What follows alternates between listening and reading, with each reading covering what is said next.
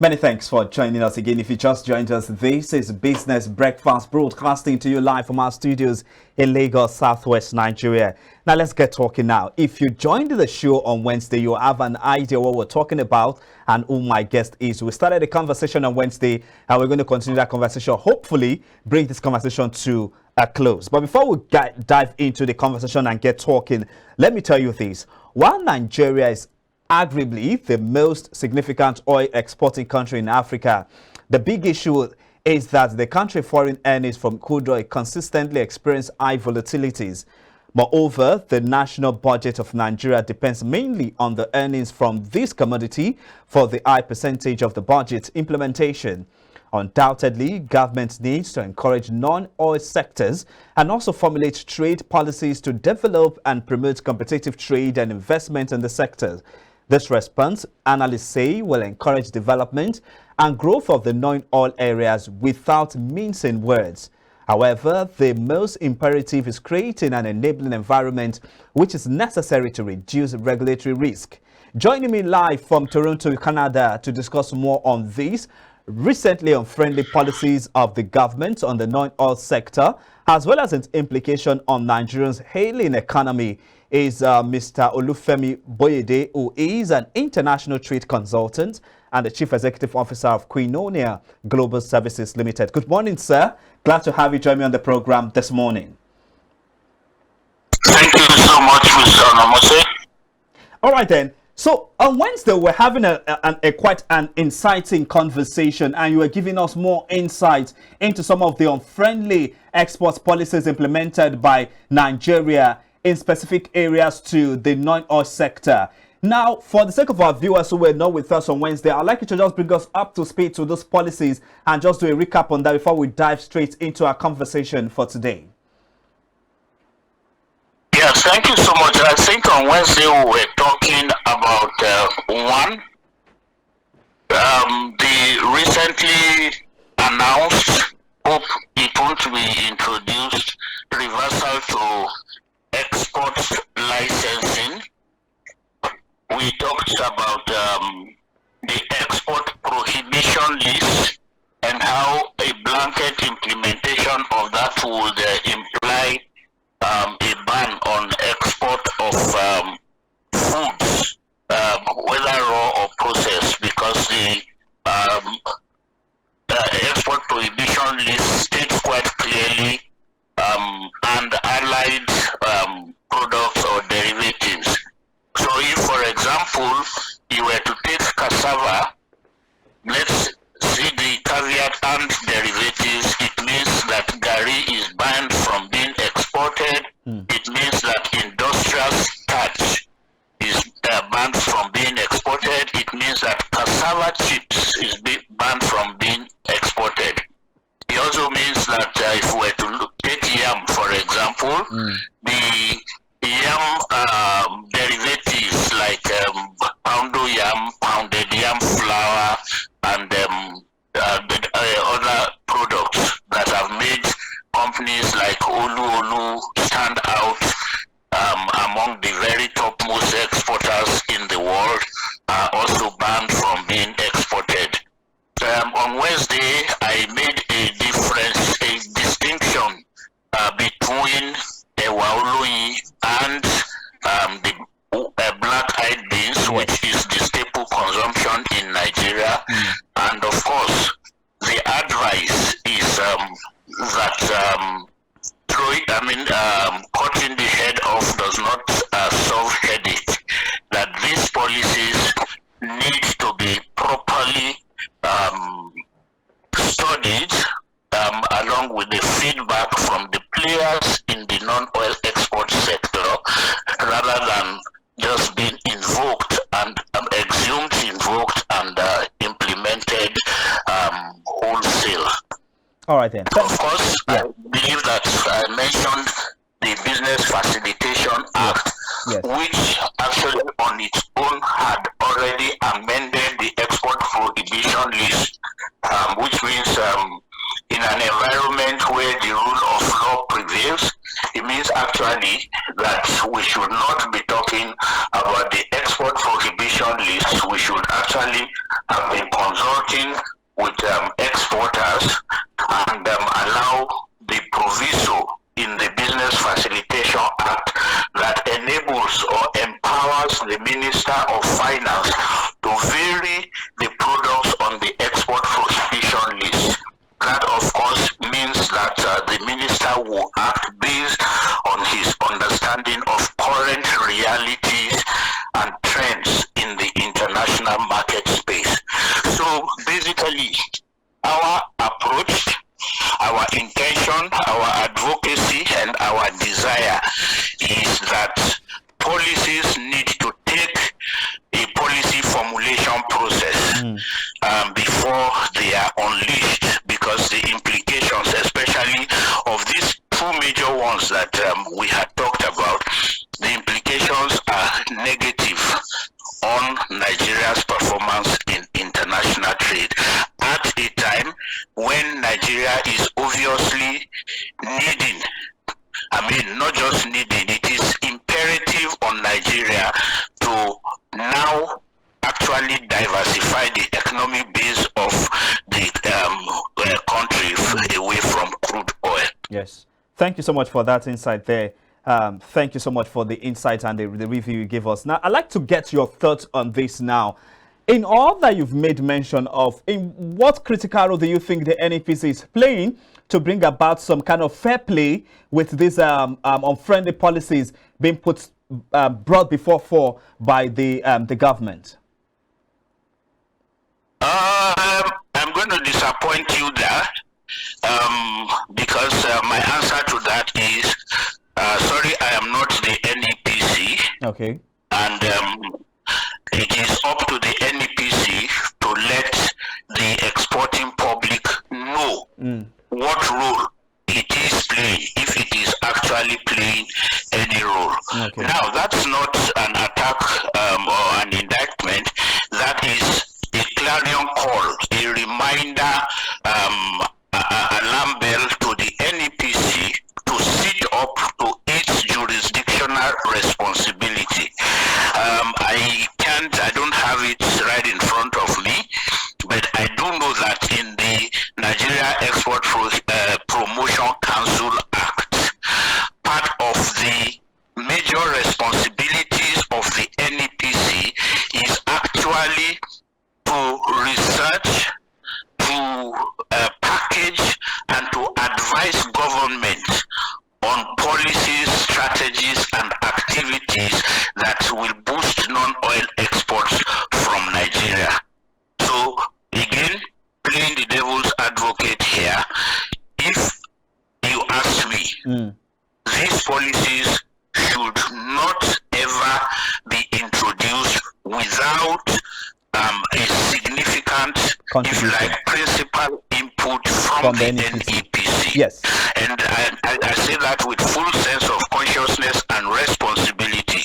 If you go back just very recently in time, the then governor of Central Bank of Nigeria, Godwin Emefiele, introduced the RT200 FX policy. Yes. By that policy, on his own, he was allocating billions of naira in incentives to exporters that were actually only identified and categorized by him and his own set criteria, in defiance, actually in violation of the Nigeria Export Incentives and Miscellaneous Act, which empowers the Nigeria Export Promotion Council to develop and implement export incentives in support of Nigerian export performance. So you will see that there is a primary role of for the NEPC. The exporters should not, like they did at the webinar on Saturday, should not be playing catch up. They shouldn't be asking, so where is NEPC? How is NEPC helping us? Why? Because ab initio, NEPC would or should have held a stakeholder engagement NEPC had been approached by Nigeria Customs Service or by Ministry of Finance or by its own parent ministry, what do you think about this? It is the responsibility of the NEPC to give an evidence-backed response, feedback-based response from the sector that says if you do this are the likely implications. So exporters would have known that this policy is coming. They would have had an input into it. They would have been able to articulate for the government and the regulatory agencies what the implications likely are. It would not have been the responsibility of Talking Trade and Investment Global and their partner Business Day Media to now start raising the flag on what, usually you say it's no use crying over spilled milk. Yes. This milk is already spilled. Yes. These policies have already been introduced. Yes. Now exporters are left with no choice than to play catch up and start advocating for reversal. All right. Now we're going to talk about the reversal aspect later, but let's quickly look at in the immediate now. What do you think that these policies, what effect or challenges do you think these policies will portend to exporters in the country, and how do you think that in the moment now, how do you think that exporters are currently adapting to these changes? Exporters are not adapting to these changes. Exporters cannot adapt to changes that have been unleashed as more or less as an instruction. And you will see that very clearly.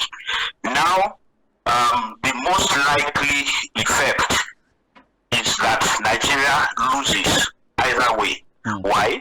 Because the person who already signed a forward contract to deliver 10 containers of foreign beans or pound yam, flour, or furniture components, for 6 months, he has 10, 20 containers to deliver, and now he's been banned. So what happens? Then they have to be creative. Creative means being smarter than us. They will then have to be creative, such as taking these things by road to Cotonou Port, for example, and shipping it as export from Benin Republic or Togo or Ghana, as it's currently the practice with yam export from Nigeria. Wherever you see yam in Europe or in North America, it's in cartons packed produce of Ghana. When we actually know that the reality is that these yams are taken through ECOM, through Semelakonji and what have you. So these are very immediate effects of blanket implementation of policy that prohibits. And now that I've even mentioned the word, let me also say that it was quite clearly stated by an expert on WTO at our webinar on Saturday that prohibition itself is in contradiction of the World Trade Organization's rules on international trade. A WTO that is actually headed by our own in Nigeria, and our own very dear Dr. Ngozi Okonjo-Iweala. Yes. So Nigeria is a signatory to WTO, a contributor to WTO. We actually have an ambassador to WTO. And therefore, what Nigeria should be doing is to develop its own internal protective mechanism without going the violation rule of saying ban, ban, ban. World trade is going in the direction of liberal engagement. It's an exchange, and therefore if you ban, then expect a reciprocal reaction from countries that you were trading with. So Nigerian trading partners can also repealed the prohibition list in reaction against what Nigeria has extended. All right. So now you understand the reason why it was necessary to have broad authorities engagement, yes. consultations before we went through the export prohibition ban. All right, and again, I want to believe, I hope that people in the Nigeria Customs Service, NEPC and all those, that they watch your program. I want to believe that this could be also an indication to them. It's never too late. Nigeria Customs Service, again, I think I mentioned it on Wednesday, my absolute respect to Wale Adeni, the Controller General, and his team, because in the first week he came on board as acting Controller General, he made it quite clear, he was emphatic in his in expressing his desire to transform the Customs Service into a trade facilitator, into an agency that supports and encourages and actually makes it easier for Nigeria to sell to the world. And of course, invoking the Export Prohibition Act is a complete contradiction of that. So this might be an opportunity, not might be, this is an opportunity for the service to actually begin to think of broad stakeholder engagements, to elicit feedback, to harvest what responses and reactions are as to implications of a wholesale implementation of an act which, like I told you, has already been amended in November 2023 by the PEBEC. That's the presidential legislation on ease of doing business. Yes. I think that we cannot operate in silos. I think that it is an aberration to say, I am doing this when you are actually a member of a larger team. All right, sir. And that team working towards achieving the dream of President Bola Ahmed Tinubu to turn Nigeria into a diversified economy, to continue to shore up the supply base of foreign exchange, to give respect and value to the nation's currency. All right. We need to work together rather than in isolation. Yes, there's so much to talk about now, and time is really not our friend. So, but let's see how we can manage the little time available to us now.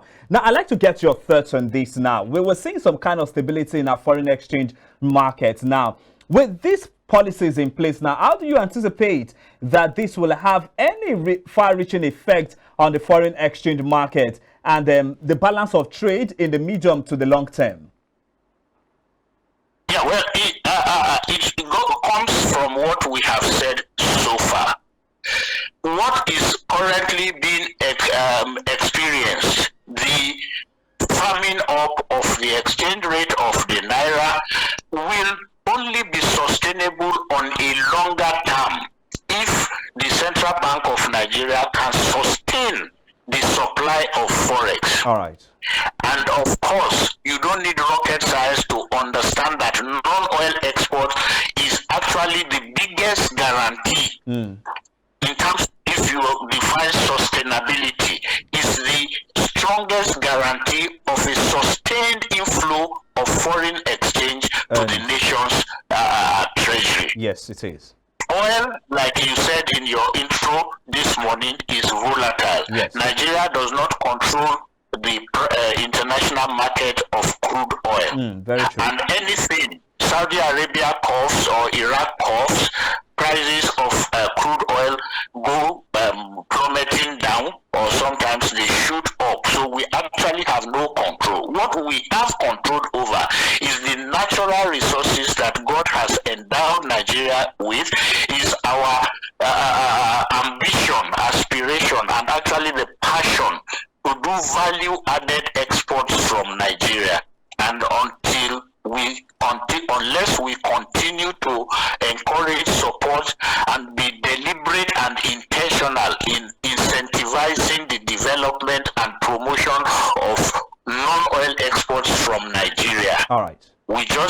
see in the short to medium term Okay.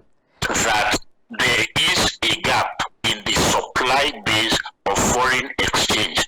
And like I said, I've been saying it for the last 30 years, this gap can be filled effectively on a longer term by a very virile, active, and profitable non-oil export sector in Nigeria. All right then. Mr. Boyede, we need to go now because of time now. But in 30 seconds, I'd like to get your thoughts on this.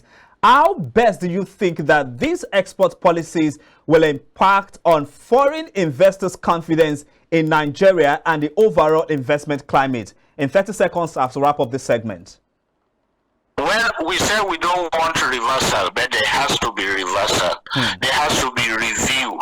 There has to be an all-stakeholder thing where, what's the name now? Jumoke Oduole and her PEBEC, where the Nigeria Customs Service, the Nigeria Export Promotion Council, the Nigeria Investment Promotion Commission, the Federal Ministry of Industry, Trade and Investment, Science and Technology, Agriculture, all come together. Yes. That's what Barack Obama did. All right. That was his executive order 0013485, or I can't really remember the number now. Okay. When America was confronted with economic recession in 2008, Barack Obama set up a national export initiative that is still being implemented by the United States of America now. And it had all players, all the agencies that had one thing or the other with international trade under his own control. I think Nigeria has come to a point now where we need a task force. I call it a national rescue squad on non-oil exports to be personally supervised by the president or the vice president as head of the economic team, so that the agencies are not each on their own in silos, invoking and implementing policies that they see from their own lenses alone. It needs to be an all-stakeholder approach. All right, then. We'll leave it at that. There's so much to talk about the Nigerian non-oil exports, and from time to time, we're going to be engaging you and giving you more ample time to express your thoughts and insights on this. But for now, there's the much that time will permit us to take. I'd like to say a big thank you to you, Mr. Olufemi Boyede, who is an international trade consultant, Chief Executive Officer, Quinonia Global Services Incorporated, who joins me live virtually from Toronto, Canada. Thank you so much for your time. I appreciate you staying up to be a part of this conversation today. God bless you for the sacrifice, and we do not in any way take it for granted. Thank you so much for your time. Thank you so much, and have a lovely weekend. And you too. All right, that's